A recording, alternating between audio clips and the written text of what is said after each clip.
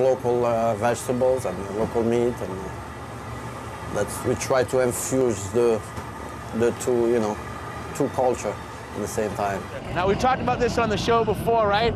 We've got fresh. That's a nice pound-and-a-half lobster, right? Yep. And then, you know, we've got this is a female lobster, right? Because it's got soft over here. We want to make sure that they're lively and fresh and they're alert. No dead lobsters going in there. Hard shell, right? All right, Steve, throw them in there. Let's see what we're all about. While he's cooking away back there, I'm going to make a seasoning mix with some salt and these spices from your local grocery store. Yum, that sounds great. Keep stirring away back there, Reggie. The chef's in charge. Cut! Look, Susan. Steffi, this food sucks. You guys have no chemistry. Don't think I forgot about you, Mr. Quinn. I got some nice ham for you, Mr. Quinn. Thanks, me, Carver. You finish that ham, okay? And then I got some more for you.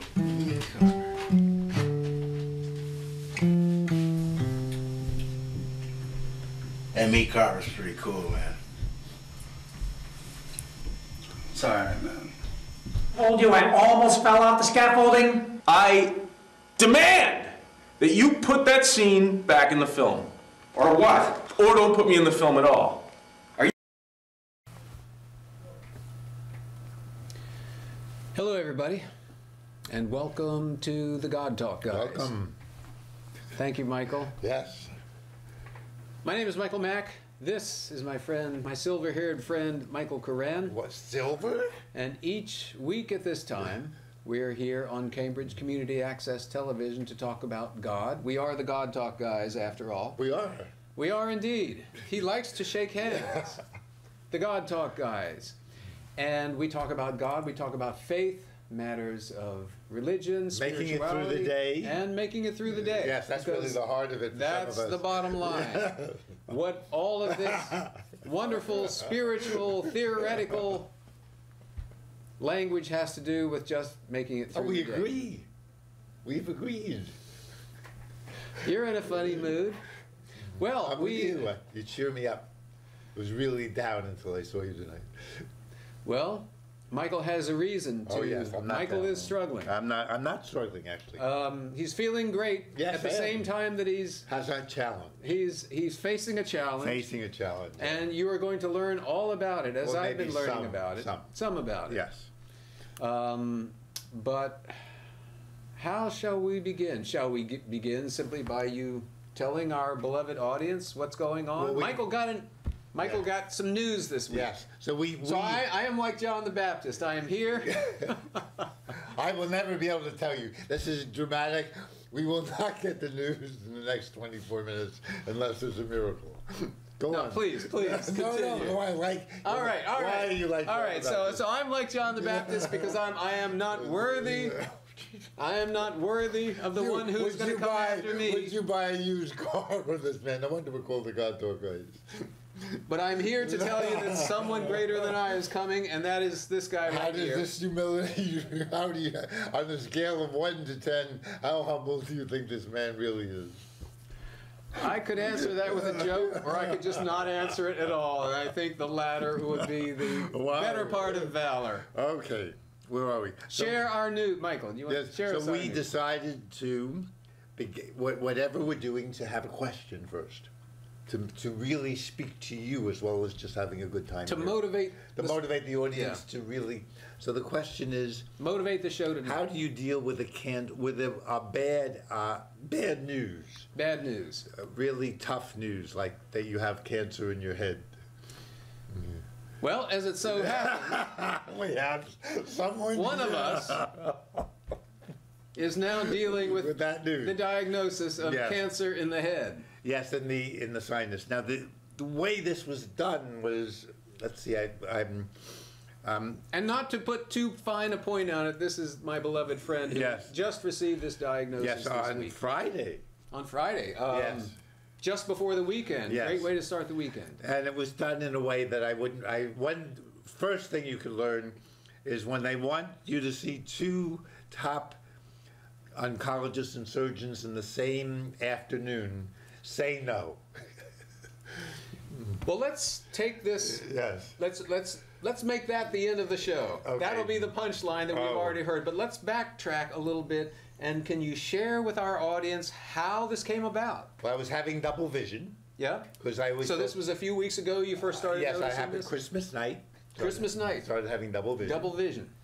And it has kept getting worse in some ways. Yeah. And was there anything else that happened with it, or was it No, just the double vision? Just double vision. So you contacted what, your ophthalmologist? Yes, first my ophthalmologist, and then a really wonderful Dr. Lessing at Mass Ear and Eye, who's Eye and Ear. Mass Eye and Ear. Thank you very much. And he had an MRI done for me pretty quickly. And when did you have your MRI done? Last Monday. So Monday. No, last Sunday. Last Sunday. Okay, so exactly 1 week ago. Yes, yes. Okay, so they put you into the tube. Yes, quite a trip. They asked me if I wanted to hear music. I said yes, and I realized the music of the MRI was much more fun. The pounding, the hammer. Yes. Yeah. My poor friend who went with me and sat there because they wouldn't let her out of the room, an opera singer, said it was hard for her because I had ear stuff on. Hearing protection. Yes, so it's too bad she couldn't get out. So anyway, so you went in for the MRI. I had a good time. Yeah. It was just an interesting experience. You're not supposed to move. Right. And they didn't tell me not to breathe from my stomach because the saliva can collect in your. And I had a cough and I had to do another extra 4 minutes. Okay. It was an hour experience. And so I didn't know. And so they read it. I got to see 2 top. Okay, so this so over the course of the week it takes them a while to get the images and then send them to the appropriate people. And finally they sent them to the appropriate people who looked at them and said, "Oh my God." They didn't say, "Oh my God." That would have been nice. They just said, "You got cancer." Okay.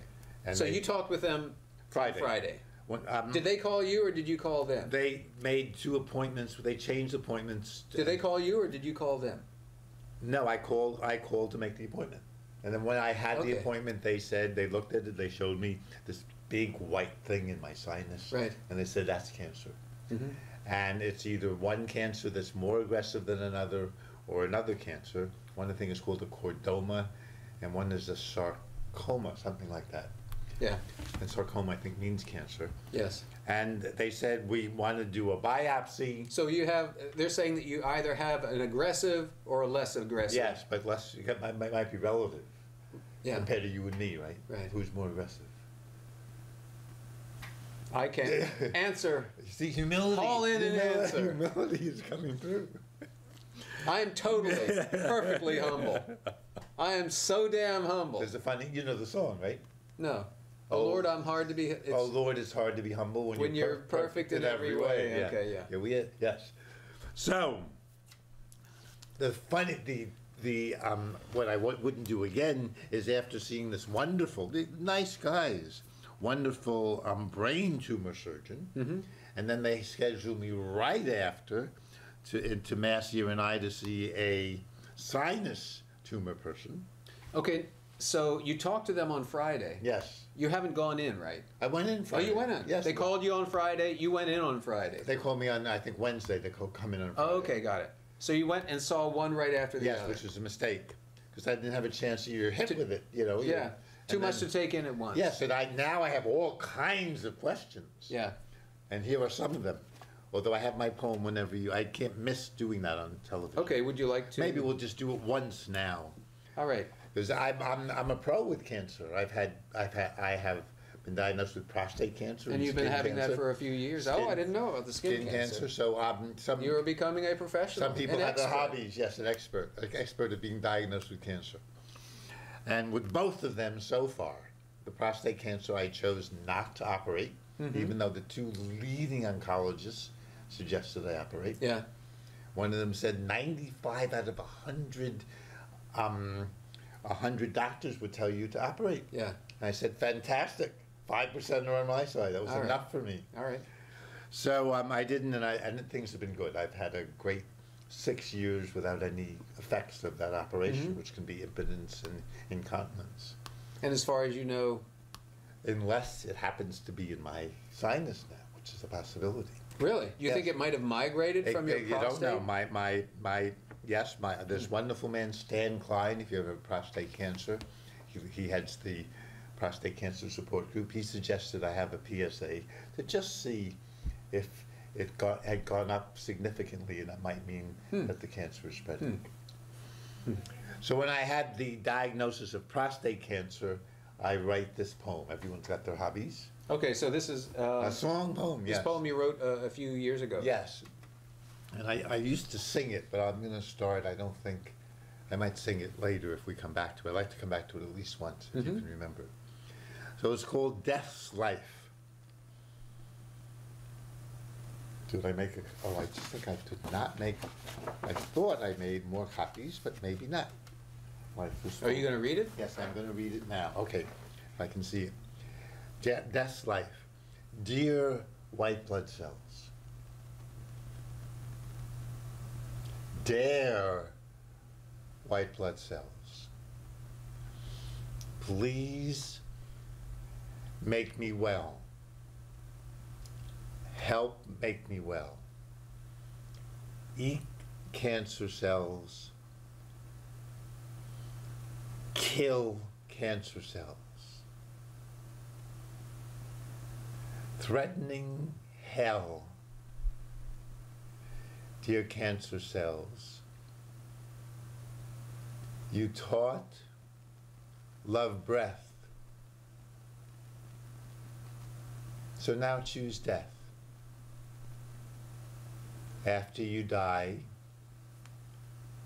we vivify. So that's what I want them to do. This is a prayer. Do that. So they taught. Please follow these instructions. Yes, please. Thank you so much. And Michael Mack said so. So this is not. This is going to happen. You know, because even this cancer has taught me so much. It's something, you know, about humility. No, I could teach you a lot about humility. It taught me to see differently, to see with heart. I used to see like many men just. We had a show before you were born called Dragnet. I don't think I remember that. Yes? Sure, yeah. Just the facts, ma'am. Remember? That's it. Yes, Jack Webb. Yeah. So I would look at things and just see the facts, and not look with heart. And I realized with my double vision, I had to start seeing differently. Same thing with my hoarse throat. I had to start speaking differently. And so now I'm taking things in, mostly for healing, but also to do it. You know, I can look at you and really let your humble face into my brain and mind and body, whereas before I would, you know, protect myself. And so you're healing me now, especially you. It's hard. It must be hard. You're so handsome to be humble. That must be a particular cross that you have to. I'm serious, that you have to bear. Do you see what I have to live with? Every day it's like this. This is true. So, where are we now? So you got you went. You saw the two oncologists. Yes, both of them who are unfortunately surgeons. Yeah. Whereas in prostate world, you can be a prostate oncologist and not be a surgeon. So you don't make a lot of money if they're surgeons. There's a big, all the urologists that I saw, except one woman, the feeling I had when I walked into the room was, oh my, here comes a lot of his thousands of dollars. We want to operate on you. And they were really eager, some of them. So I have learned and want, if anyone knows, you can call CCTV, a good sinus oncologist who is not a surgeon. Is that clear why it's important? Yes, let's just underline that. If you folks out there in the audience right now, if you know a sinus, and please correct me, if you know a sinus oncologist, yes, who is not a surgeon, yes, just a sinus oncologist, please call CCTV. And leave a message for Michael Koran. Yes. Or call right now. Oh, yes. And there are such. By this wonderful man, Stan Klein, who volunteers to run the prostate cancer support group, which meets the first Monday of every month in Beth Israel. Right. If anyone has prostate cancer. So he's prostate cancer. Yes. We're looking for sinus But cancer. He gave me the address online of sinus oncologists in Dana-Farber, Brigham and Women's who are just oncologists. So I will go see one. Okay. These are the questions. You can stop me if this is not of interest. These are the questions I would have liked to have asked. Yeah. Both these wonderful men, they're really the top of the field. And since we are the God Talk guys, there are also questions you can ask God while we're here. I try. I keep believing. How can I put this? More than believing, experiencing. You know, light in my head. The Quakers believe there's an inner light in all of us, that of God in all of us. And you can see, I can see light in your eyes, I think. Let me see. Yes, I see light in your eyes. So there's light in us, in our eyes even. And so I feel this light radiating my tumor. Radiating into your tumor? Yes, into my tumor, wherever that tumor is, I'm not sure, but radiating into my head. And it feels like healing light. I have people, you put your hand above my sinus area. Before we got together for the show, Michael invited me to... Let's show them how it's done without touching, if you don't mind. Just put your hand over my sinus area. Wow, I really feel that. It's like radiation. Whoa. It's like almost too strong to bear. I mean, this is the humble Michael Mack, so it must be hard to be humble when you have so much power. I try to use it wisely. Yes, I knew it. Use it only for good. Yes, that's actually true. Compared to the other things he said, this is really true. I'm going to let you know. Everything else I said is a crock, but I'll tell you when it's true. I mean this. Yes. Okay, so where are we? I can talk about God, feel the healing. And I've learned with my dance teacher, if I sit or stand and feel let my energy go into the earth or into the ground, as we're doing when we're sitting. The earth is really keeping us up right now as we're sitting. Right? We're not fighting. We're just, if we relax into our seat, we can feel something bouncing us up subtly, because we're not holding ourselves up, right? And so for my wonderful dance teacher, Patrick Crowley, that momentum, he calls it, or whatever you want to call it, gravity, is one of the expressions of God. Gravity is what attracts us to each other. And so... what pulls bodies together. Yes, pulls us together. We have a gravitational attraction to each other. No, don't get any ideas. Okay. But all physical bodies in the universe have a gravitational attraction. So we're actually attracting the earth as well as the earth attracting us. Exactly. So that is... we're pulling the earth up. Yes. Trying we're raising, to pull yes. So we... so this is, according to Patrick and me, this is one of the expressions of divine energy. That energy that holds the whole universe together, like a hug. The whole earth in his arm, the whole world in his arms. So so if I can feel that, that's healing energy. That God is healing me, and I open myself to that. Would you be open to receiving prayers from our audience members right now? If our audience members were I don't like. No, I don't. I'll hold up. Hold up their hands in the same way that I held up my hand to you. Wow. Sure, if you lead them, because I love you doing this, and this is really true. I've never met anyone who prays in my friendship circle the way Michael Mack prays. So maybe you can make a prayer, because it would help all people. I will try to make for all people who are suffering from disease. Yes. So you want to include in this healing circle not only yourself, yes, but everyone who is extending. So why don't we do that? Why don't we think of it that way? That all of you in the audience right now who hold up their hands to Michael's third eye, because his cancer, the doctors tell him, is right about in here. So if you would hold up your hand towards his third eye. And it helps actually not touching, much more than touching seems too invasive actually. So hold up your hand, and at the same time that you hold up your hand to heal his cancer, if you would think of anything where you are asking Yes, for for healing. healing, Where yes. you need healing Yes. in your life. Amen, brothers and You? sisters. Yes. Or anyone that you Yes. know. Wow. Michael Mack, you're on. I'm just a guy, but I'll try. Wow. So hold up your hands as I'm holding up my hands right now.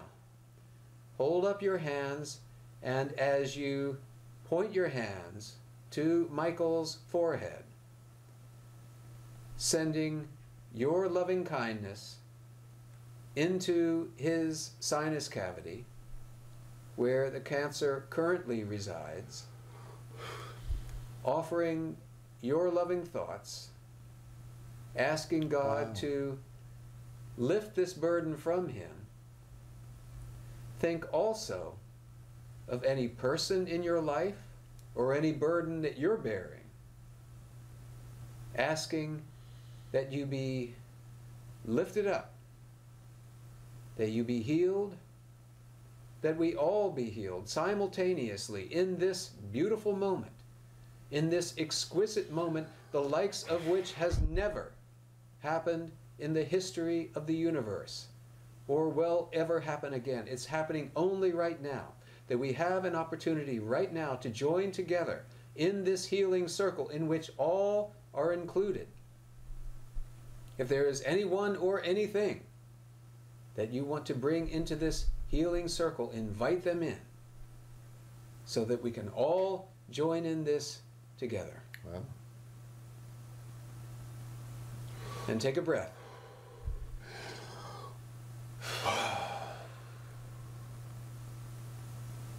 Amen. Well, thank you, Michael. Be healed, my brother. Wow. Be healed. Help me, Lord. Wow. Which brings me to not wanting to have intervention.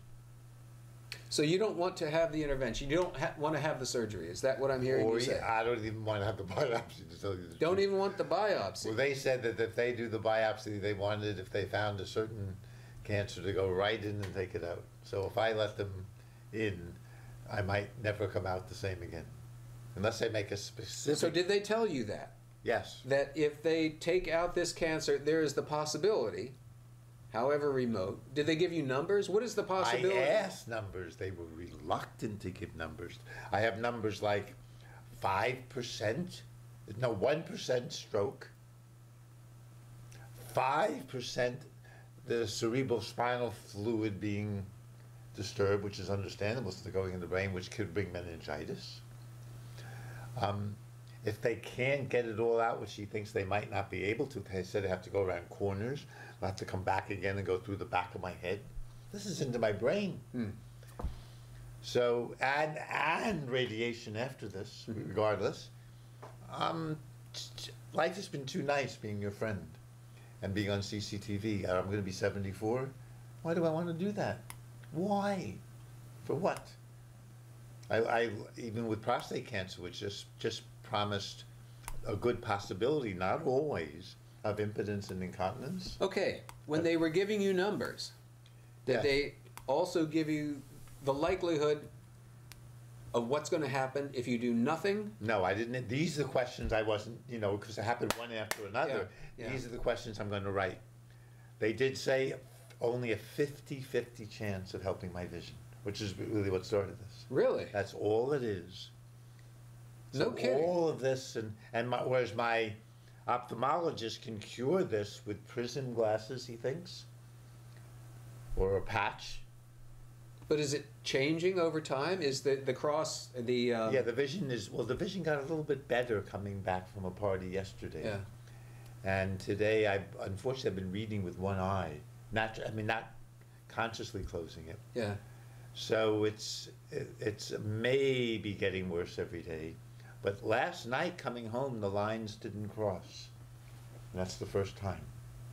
I wasn't driving. But, so that was the first step to a possible. I mean, I'm doing a lot of healing, like we're doing on the show. I'm trying to feel that. I'm having all my friends when they visit see what we did. It's very nice. Or my dear beloved friend Meadow gave me a kiss there. I can get a lot of kisses this way. Would you please give me a kiss? It's very nice.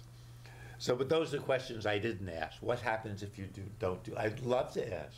If you don't do anything, they're not promising. So, are you much. scheduled for anything right now? No, but I'm. Okay. But they might call me, and I am going to. I really don't think I'm going to do it. Well, the first thing you have to. It's one step at a time. Yes, it seems to me. I mean, yeah. The first thing is to talk with them again.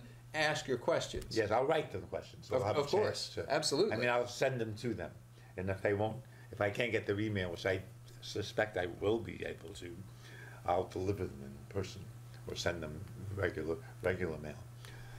So I'm going to go see another sinus oncologist who my friend said is reluctant to operate, and just hear what she says. Mm-hmm. And then maybe one more at Dana-Farber who is not a surgeon. So I actually enjoy this journey. I go with dear loving friends. We have a great time. I remember with the prostate cancer, I'm almost out of time. I'm sitting with my we have a minute left. Beloved sister-in-law. And it's about an hour or two late. And my brother's a doctor. He's a psychiatrist. And I'm thinking, I have to have a reason that Len maybe won't agree with me, Dr. Leonard Koren, but at least he'll think I'm not crazy if I don't have the operation. And so we eventually go in, and this wonderful oncologist, Glenn Bubley, says what I just told you. Only 95% of the doctors would say operate. And I said, fantastic, 5% won't. Great, we can tell Len we're not alone. And I decide not to have a prostate cancer operation. One step at a time. Yep. Well, there you have it, ladies and gentlemen.